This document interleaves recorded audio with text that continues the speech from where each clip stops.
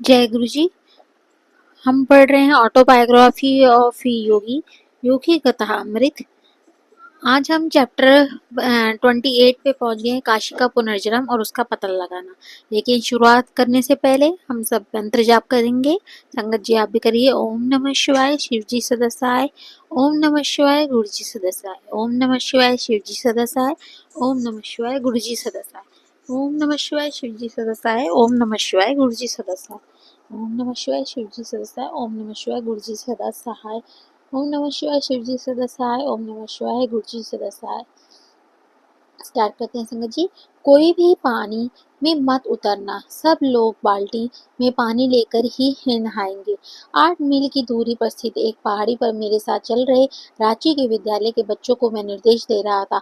हमारे सामने फैले हुए तालाब में उतरने की इच्छा तो हो रही थी, परंतु मेरे मन में उस तालाब के प्रति एक प्रकार की अरुचि पैदा हो गई थी। अधिकांश बच्चे तो पानी में अपनी बाल्टियां डुबोने लगे, पर कुछ लड़के ठंडे पानी के आकर्षण का विरोध नहीं कर सके। जैसे ही उन्होंने पानी में छलांग लगाई, बड़े बड़े जलसर्प उनके आसपास तैरने लगे। वो कैसा चीखना चिल्लाना और पानी का चारों ओर उड़ना, पानी में बाहर निकलने में वे कैसी हास्यप्रद तत्परता। पहाड़ी पर पहुंच जाने के बाद हम लोगों ने वनभोज का आनंद लिया। मैं एक वृक्ष के नीचे बैठ गया और बच्चे मुझे घेर कर बैठ गए। मुझे अंतः प्रेरणा के भाव में देखकर बच्चों ने मुझ पर प्रश्नों की एक झाड़ी लगा दी। एक ने कहा, गुरुजी, मुझे कृपा करके बताइए कि क्या मैं सन्यास के मार्ग में सदा आपके साथ रहूंगा? नहीं, मैंने कहा, तुम्हें बलपूर्वक तुम्हारा घर ले जाया जाएगा और बाद में तुम्हारा विवाह कर दिया जाएगा। उसे इस बात पर विश्वास ही नहीं हो रहा था।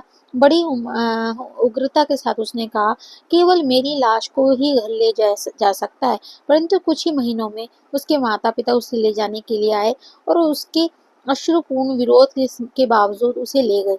कुछ वर्ष बाद उसका विवाह भी हो गया। अनेक प्रश्नों के उत्तर दे चुकने के बाद मुझ में काशी नाम के एक बच्चे ने मुझसे प्रश्न पूछा। वह लगभग 12 वर्ष का था। अत्यंत कुशाग्र बुद्धि विद्यार्थी था और वह सबका सबका प्रिय भी था। गुरुजी, उसने पूछा, मेरे भाग्य में क्या लिखा है? तुम्हारी शीघ्र ही मृत्यु हो जाएगी। मानो किसी अदम्य प्रबल शक्ति ने मेरे मुंह से एक शब्द निकाल दिया। इस रहस्य के खुल जाने से मुझे और अन्य सभी को धक्का लगा और दुख हुआ। अपने को ऐसा एक बच्चा मानकर कि जिसके मुंह से निकले हुए कुछ शब्द दूसरों को आपत्ति में डाल देते हैं, मैं मन ही मन अपनी भर्त्सना करने लगा तथा किसी और प्रश्न का उत्तर देने से मैंने इनकार कर दिया।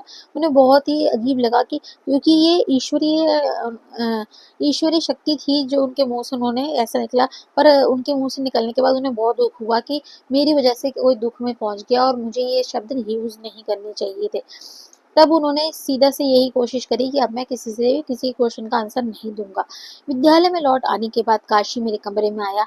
यदि मेरी मृत्यु हो गई तो मेरा नया जन्म होने के बाद क्या आप मुझे ढूंढकर फिर से आध्यात्मिक मार्ग पर ले जाएंगे? उसने सिसकते हुए पूछा। इस कठिन गूढ़ ज्ञान से संबंधित उत्तरदायित्व को नकारने के लिए मुझे विवश होना पड़ा, परंतु उसके बाद कई सप्ताहों तक काशी मेरे पीछे लगा रहा। अंततः उसे हताशा से ढूंढने की कगार पर देखकर मैंने उसे आश्वासन दे दिया। हाँ, मैंने वचन दिया, यदि भगवान मेरी मदद करेंगे तो मैं तुम्हें ढूंढने का प्रयत्न करूंगा। गर्मियों की छुट्टियों में थोड़े दिनों के लिए बाहर जा रहा था। उस बात का मुझे खेद था कि मैं काशी को अपने साथ नहीं ले जा सकता। अतः यात्रा पर निकलने से पहले मैंने उसे अपने कमरे में बुला लिया और उसे अच्छी तरह समझा दिया कि चाहे कुछ भी हो जाए और कोई उसे कहीं और चलने का कितना भी आग्रह करे, पर वह हर दशा में विद्यालय के आध्यात्मिक स्पंदनों के युक्त वातावरण में ही रहे। किसी कारण से मुझे लग रहा था कि यदि वह अपने घर न जाए तो आने वाले संकट से बच सकता है। जैसे ही मैं वहां से निकला, काशी के पिताजी रांची पहुंच गए। 15 दिन तक वे अपने पुत्र का निश्चय यह कहकर बदलने का कोशिश करते रहे कि वह केवल 4 दिन के लिए ही कोलकाता अपनी माँ के पास आ जाए और उसके बाद फिर रांची आकर रह सकता है। काशी निरंतर इनकार करता रहा। आखिर पिता ने कहा कि वे उसे पुलिस की सहायता से घर ले जाएंगे।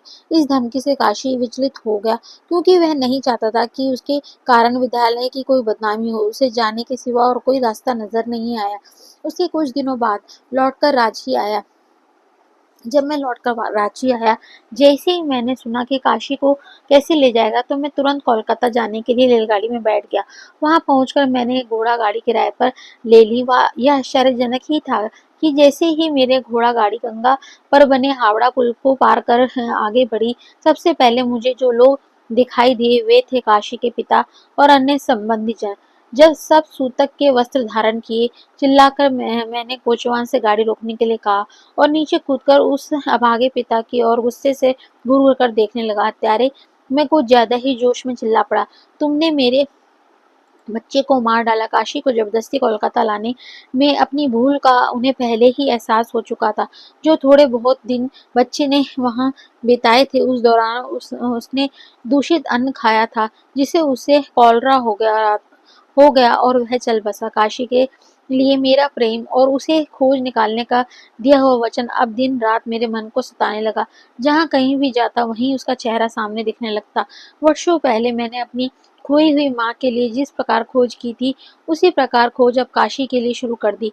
मुझे लगा कि भगवान ने मुझे जो बुद्धि दी है, उसका उपयोग करके मुझे उन सूक्ष्म नियमों का पता लगाने के लिए अपनी सारी शक्तियों को दांव पर लगा देना चाहिए, जिसके द्वारा मैं काशी को सूक्ष्म लोकों से ढूंढ सकूं। यह तो मेरी समझ में आ गया कि वह अतृप्त इच्छाओं की संपदों से धड़कती हुई एक आत्मा था। सूक्ष्म लोकों में करोड़ों प्रकाशमान आत्माओं के बीच कहीं तैरता प्रकाश का एक गोला। इतनी आत्माओं में स्पंदन युक्त प्रकाश गोलों में से मैं उसके साथ कैसे संपर्क करूं? एक गूढ़ यौगिक पद्धति का उपयोग कर मैंने भूमध्य में स्थित अपने आध्यात्मिक नेत्र के माइक्रोफोन के द्वारा काशी की आत्मा को अपने प्रेम प्रेषित किया।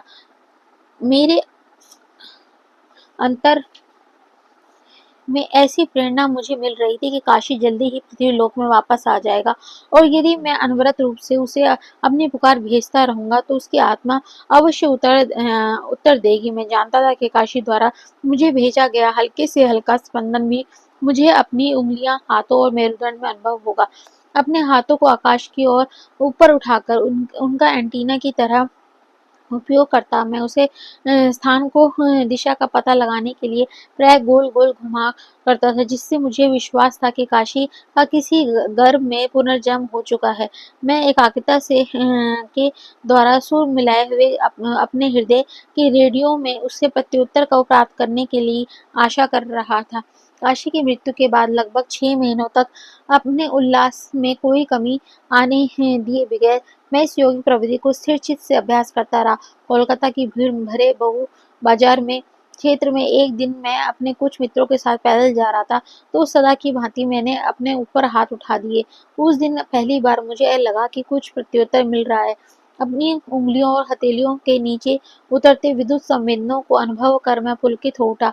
वे तरंगे मेरी चेतना की गहराइयों में उतरकर एक अत्यंत प्रबल विचार से परिणित होने लगी। मैं काशी हूँ, मेरे पास आइए। जब मैंने अपने हृदय के रेडियो पर मन का एकाग्र किया तो यह विचार मुझे करीब करीब सुनाई देने लगा। काशी की विशिष्ट किंचित फटी हुई सी आवाज की फुसफुसाहट से यह बुलावा बार बार मुझे सुनाई दे रहा था। मैंने तुरंत अपने साथ चल रहे एक मित्र प्रकाश दास का हाथ पकड़ लिया और आनंद से उसकी ओर देखकर मुस्कुराने लगता लगता है मैंने काशी को ढूंढ लिया है। मैं गोल गोल घूमने लगा।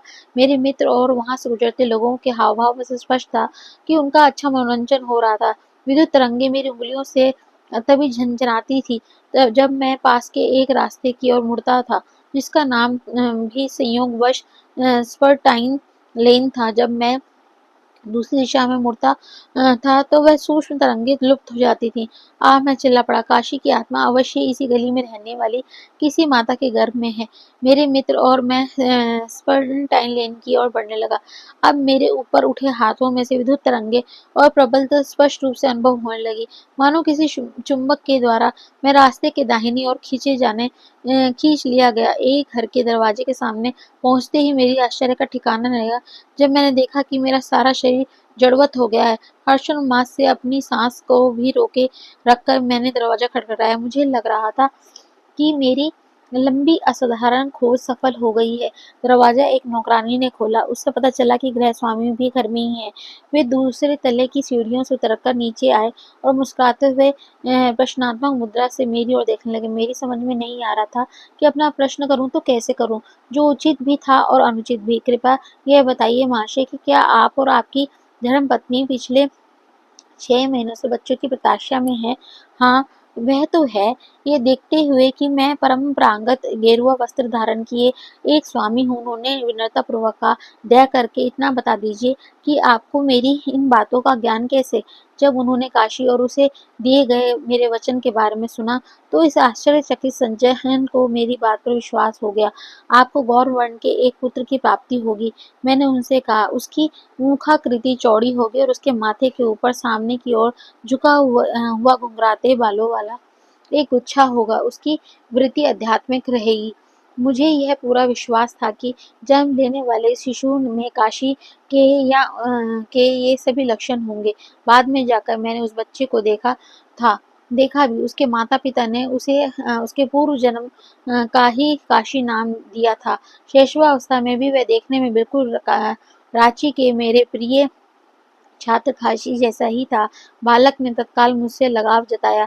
गत जन्म का प्रेम दुगनी तीव्रता के साथ जाग उठा। कुछ वर्षों बाद किशोरावस्था में पहुंचे उस बालक ने मुझे पत्र लिखा। जब मैं अमेरिका में रह रहा था, उसने संन्यास मार्ग का अवलंब करने की अपनी तीव्र आकांक्षा उसमें व्यक्त की थी।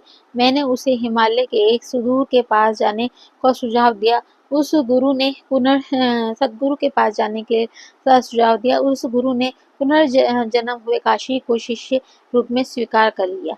जय गुरु जी। अब ये इस चैप्टर में हमने पढ़ा कि कैसे काशी जो गुरु योगी जी का एक शिष्य था, उसने पुनर्जन्म लिया।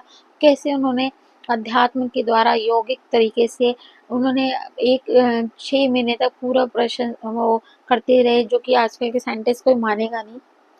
पर ये क्रियाएं पहले से ही चल रही थी और योग के द्वारा इस तरह से हम संपर्क कर सकते हैं। ये बहुत ही ये मैं पढ़ रही हूँ तो मुझे ऐसा लग रहा है, पर मुझे विश्वास नहीं हो रहा कि ऐसा भी योग के द्वारा हम आत्माओं से बात भी कर सकते हैं।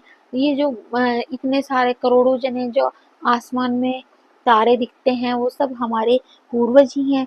सब हमारे ही बंदे हैं जो आसमान में रहते हैं। कैसे उनसे संपर्क उन्होंने स्थापित कर लिया, कैसे उनको पता चल गया, ये सब रहस्य वाली बातें हैं जो इसमें हुई है। अगला चैप्टर रविंद्रनाथ टैगोर और मेरे विद्यालयों की तुलना 29 चैप्टर जल्दी से मैं फिर दोबारा लेके आऊंगी आपके समक्ष। तब तक के लिए नमस्कार। जय गुरु जी। अच्छा लगे तो लाइक, सब्सक्राइब और कमेंट्स में जय गुरु जी लिखना नहीं भूलें। आपको अच्छा ना भी लगे तो भी कमेंट में जय गुरु जी जरूर कहिएगा। जय गुरु जी। शुक्राना गुरु जी।